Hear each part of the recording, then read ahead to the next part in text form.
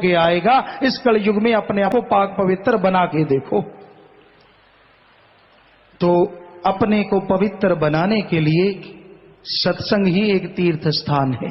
ये हर धर्म में लिखा है कि सत्संग से बढ़ के, भागवत में श्री कृष्ण जी महाराज ने लिखा और धर्मों में संत महापुरुषों ने लिखा कि कलयुग में सत्संग से बढ़ के कोई तीर्थ स्थान नहीं होगा। क्योंकि पता था गुरुओं को कि तीर्थ स्थानों का मिस यूज होगा, गलत तरीके से लोग उसको बनाएंगे या फायदा उठाएंगे।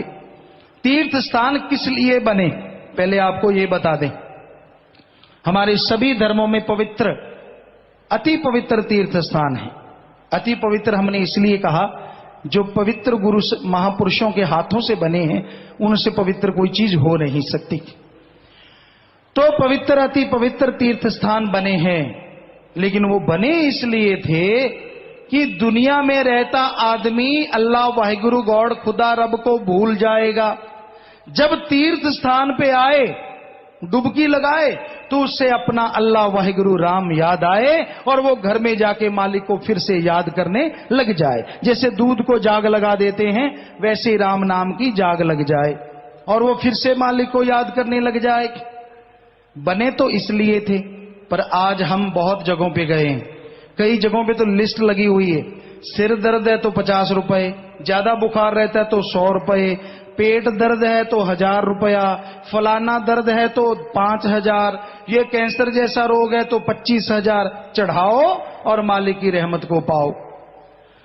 बड़ी हैरानी होती है, पैसा लिया जाता है। क्यों? हम चैलेंज करते हैं शरेआम।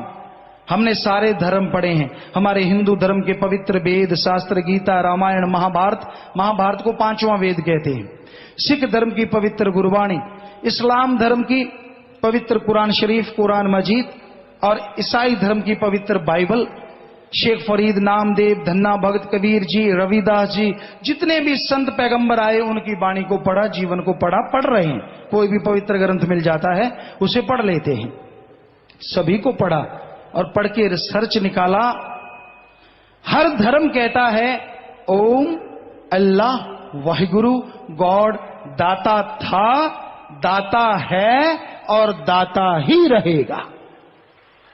ये लिखा हुआ है सभी धर्मों में। किसी में नहीं लिखा कि परमात्मा लेता है। सभी धर्म कहते हैं जो मांगे ठाकुर अपने से, सोई सोई देवै, लेवै नहीं देवै। फिर क्यों ले रहे हो भाई उसके नाम पे?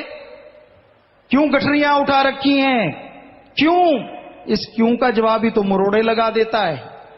क्योंकि ग्रंथों में तो लिखा नहीं कहीं पैसा लेना चाहिए। जब वाहिगुरु राम नहीं लेता, उसका संत पीर फकीर लेगा? ये किस पवित्र ग्रंथ में लिखा है बताओ? मांगन मरण समान है, मत कोई मांगो भीख, मांगन से मरना भला, ये सतगुरु की सीख। तो मांग के नहीं खाना चाहिए कभी भी। गुरु साहबानों की वाणी में भी लिखा है, आप ध्यान से सुनिए, शायद श्री गुरु नानक देव जी महाराज की वाणी है। गुरु पीर सदाए मंगन जाए। ध्यान देने वाली बात है साथ संगत जी। कितना स्पष्ट लिखा है, इससे ज्यादा स्पष्ट क्या लिखेंगे? कहीं कहते हैं कहां लिखा है, ये देखिए। गुरु पीर सदाए मंगन जाए, ताके मूल न लगिए पाए। गुरु पीर बनता है। गुरु का मतलब होता है, गु का मतलब अंधकार और रू का मतलब प्रकाश। जो अज्ञानता रूपी अंधकार में ज्ञान रूपी दीपक जला दे, वो सच्चा गुरु है। एक तरफ तो गुरु कहलाता है और दूसरी तरफ गुरु पीर सदाए मंगन जाए, और मांगता फिरता है, बगलियां बांध ली, ये बांध लिया, रोटी दे दो, लस्सी दे दो, छाछ दे दो, दूध दे दो, मिर्ची दे दो, जगह जगह मांग रहा है। शर्म नहीं आती? गुरु साहबान क्या कह रहे हैं? ताके मूल ना लागी पाए। कहते उनके पांव की तरफ झुक ना जाना। जो खुद मांग रहा है, मंगता तो बना सकता है, दाता नहीं बना सकता। घाल खाए कुछ हथों दे, काल खाए कुछ हथों दे, नानकरा पछाणिए से।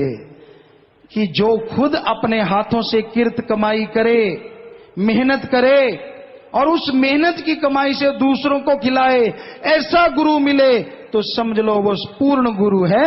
उसके चरणों में झुक जाओ, आपके सामने सारी दुनिया कि खुशियां झुक जाएंगी।